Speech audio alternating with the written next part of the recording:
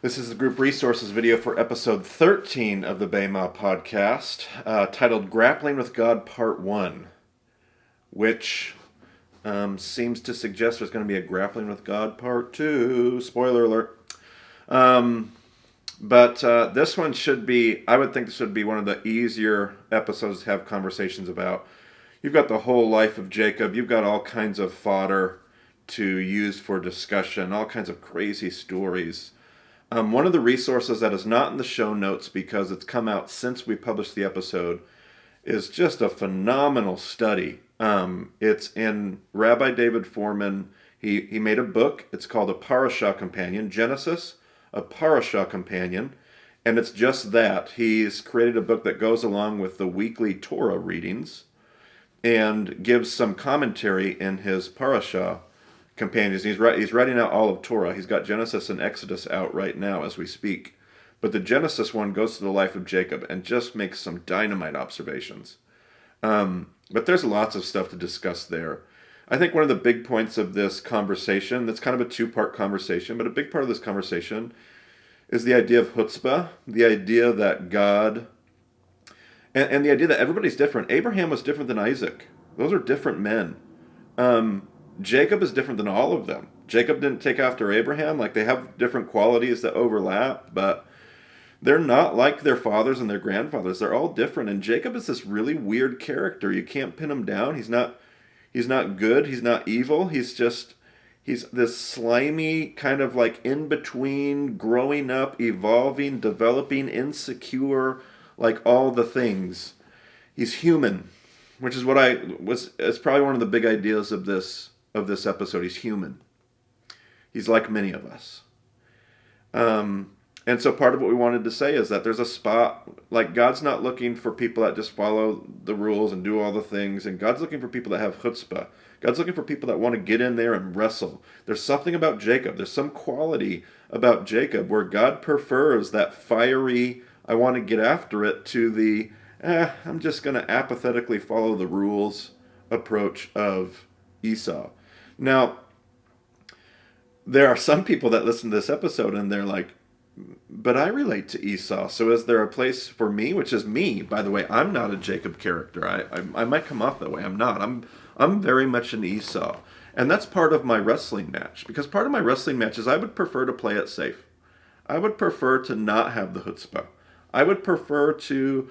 And those are things I have to grapple with, because those are things that are the challenges that I have to overcome. Is there a place for Esau in the story? Absolutely there is.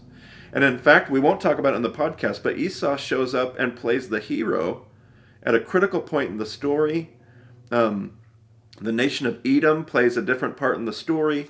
Like, absolutely there's a part for the Esau, but there's something the story's trying to teach us, because there is a temptation in the narrative to say, okay, well, God's doing something with his people, and God's people look like this, and they follow this path, and God's people is squeaky clean, and God's people are, and we would have a tendency to just, and the story is very quick to say, God's people are a mess.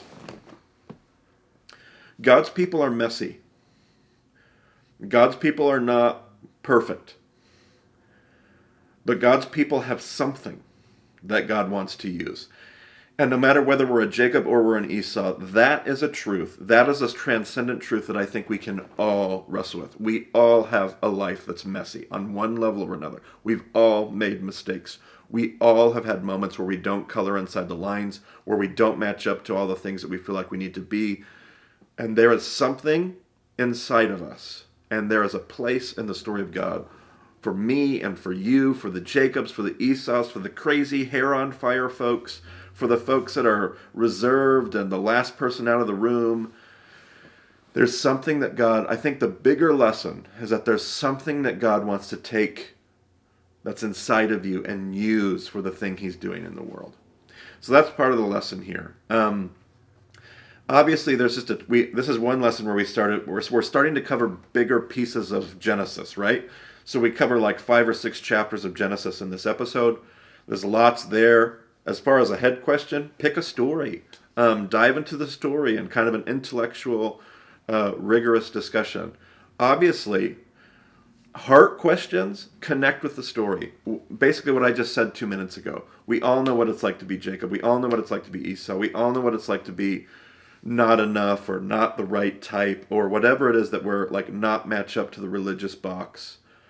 Connect with that. Allow people to connect with that and to realize here's all the things that I'm pretty sure I fall short on, and yet God shows up and says, well, I want to use that.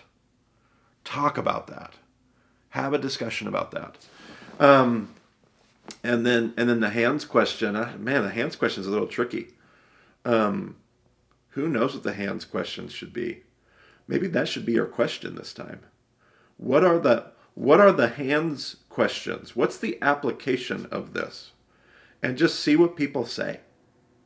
That's fun. Is that a cop-out? I don't know. I haven't used it yet. So we're 12 episodes in. I haven't used the cop-out. So maybe ask that question. Because I don't even really know this time. Like right off the top of my head as I've thought about this, I'm not sure what the application of this is. Because it's going to be so wildly diverse depending on how we're hearing the lesson. So those are my thoughts. Hopefully they're helpful and useful. Until next time, we'll talk to you on the next video.